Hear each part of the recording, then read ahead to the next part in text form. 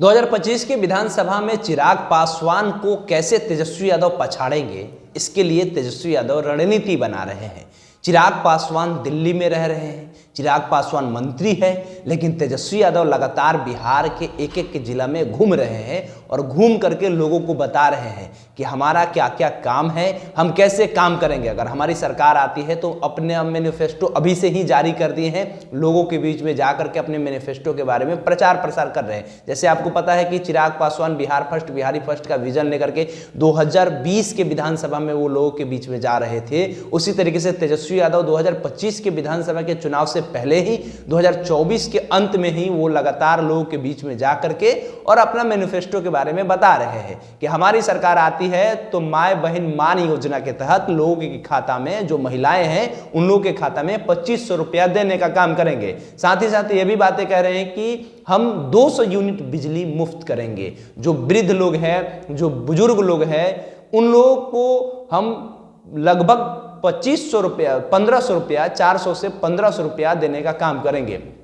और उसके साथ साथ उन्हें पता है कि मिथिलांचल का जो इलाका है वहां हमें कम सीट आता है, वहां से कम विधायक जीत करके हमारे आते हैं, और चूक हमें सीमांचल और मिथिलांचल में होता है तो मिथिलांचल के डेवलपमेंट के लेकर के उन्होंने एक प्लान बनाया है जिसका नाम दिया है मिथिलांचल डेवलपमेंटल अथॉरिटी, यानी कि एमडीए के तहत वो मिथिला के बारे में, स्पेशल मिथिला के बारे में किस तरीके से मिथिला के क्षेत्र में जो जो जिला आता है उसके विकास के लिए वहाँ पे कल कारखाने लगाने की बातचीत होगी, वहाँ पे विश्वविद्यालय बनाए जाएंगे। ये सारी चीज़ें वो फोकस कर रहे हैं। इसके साथ साथ जो विपक्ष के लोग हैं वे लोगों को काफी दिक्कत हो रहा है। यानी तेजस्वी यादव के विपक्ष में आपको पता है कि जनता दल यूनाइटेड है, अभी फिलहाल में भारतीय जनता पार्टी है, उसके साथ उपेंद्र कुशवाहा है, चिराग पासवान है। ये सारे लोग काफी नाराज है तेजस्वी यादव के ये माय बहन मान योजना को लेकर के। काफी ये लोग नाराज है। ये लोग साफ तौर पे कह रहे हैं, चिराग पासवान तो एयरपोर्ट पर जैसे ही उतरते हैं वहां पे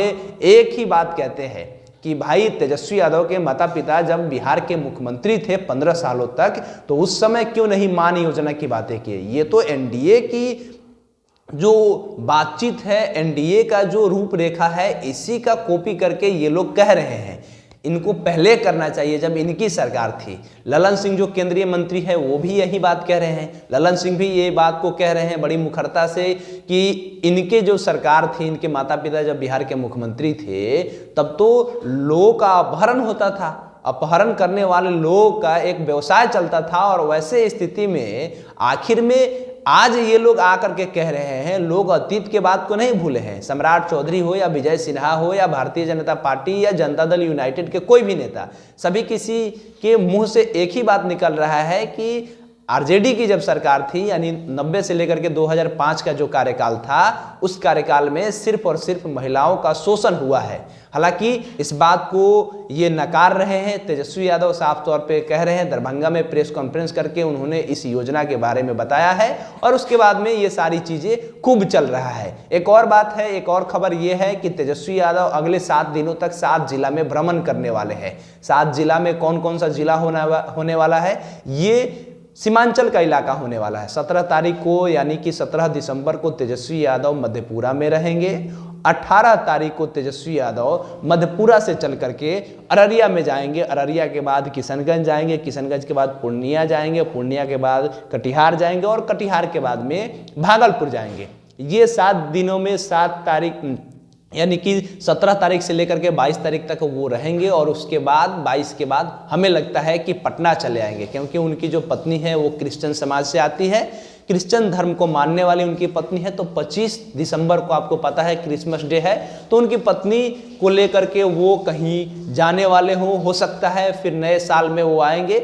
ये सारी चीज़ें हैं। अब देखना है कि क्या तेजस्वी यादव 22 तारीख के बाद अपने यात्रा के लिए कहीं दूसरे रोड मैप की तैयारी तो नहीं कर रहे हैं, कहीं दूसरे जिला में जाने की तैयारी तो नहीं कर रहे हैं। ये सारी चीज़ें हम आपको बताते रहेंगे। और जो माय बहन मान योजना आया है, जिसको लेकर के तेजस्वी यादव कह रहे हैं कि हमारी सरकार आती है तो हम 2500 रुपया देंगे, इसको लेकर के महिलाओं की क्या प्रतिक्रिया है, हम महिलाओं के बीच में जाकर के आपको बताने का काम करेंगे। आपकी क्या प्रतिक्रिया है बातचीत को लेकर के, कमेंट बॉक्स में लिखिएगा। बहुत बहुत धन्यवाद।